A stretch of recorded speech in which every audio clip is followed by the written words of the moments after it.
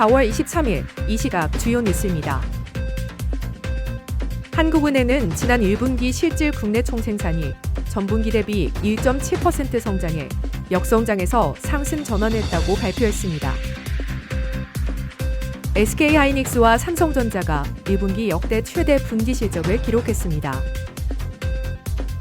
트럼프 대통령은 휴전 연장 보도는 사실이 아니라고 일축했습니다. 오리온의 2분기 실적이 해외 법인 호조로 성장할 것으로 보입니다. 구윤철 기획재정부 장관은 정부의 정책 효과와 수급 대응이 2분기 GDP 호조에 기여했다고 평가했습니다. 한국은행은 지난 1분기 실질 국내 총생산이 전분기 대비 1.7% 성장해 역성장에서 상승 전환했다고 발표했습니다. 분기 기준으로 2020년 3분기 이후 최대 상승폭을 기록했으며 전년 동기 대비로는 3.6% 증가했다고 밝혔습니다.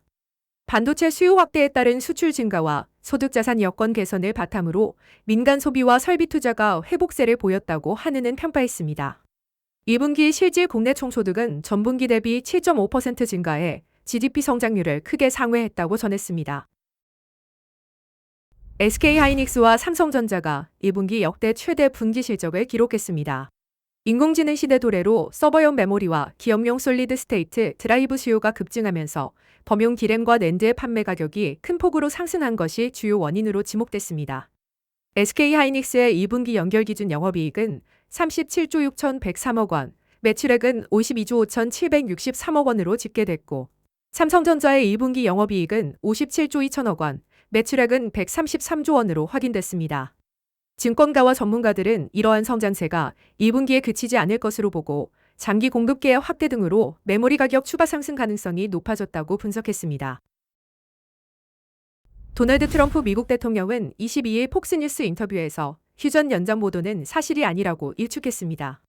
트럼프 대통령은 캐롤라인 레빗 백악관 대변인이 관련 보도가 사실이 아니라고 밝힌 점을 확인했고 휴전 협상이나 새로운 회담 날짜에 대해 시간적 압박은 없다고 말했습니다. 호르무즈 해협에서 이란이 납포한 선박들에 대해서는 해당 선박들이 미국 선박이 아니었다며 상황을 예의주시하겠다고 전했습니다.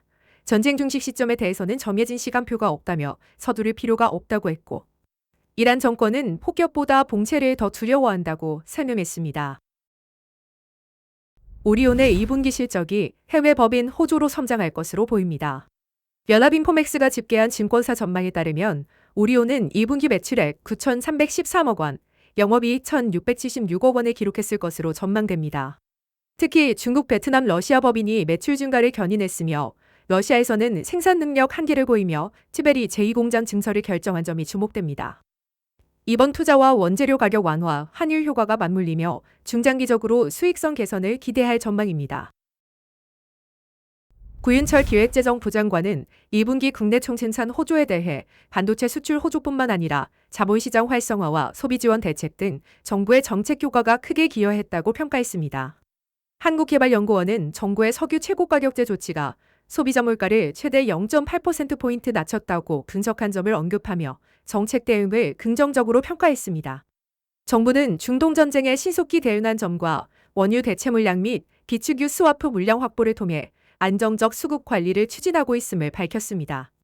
4차 석유 최고 가격은 국제유가와 석유 소비량, 재정 부담 등을 종합 고려해 관계기관 협의를 거쳐 오늘 오후에 발표할 예정입니다.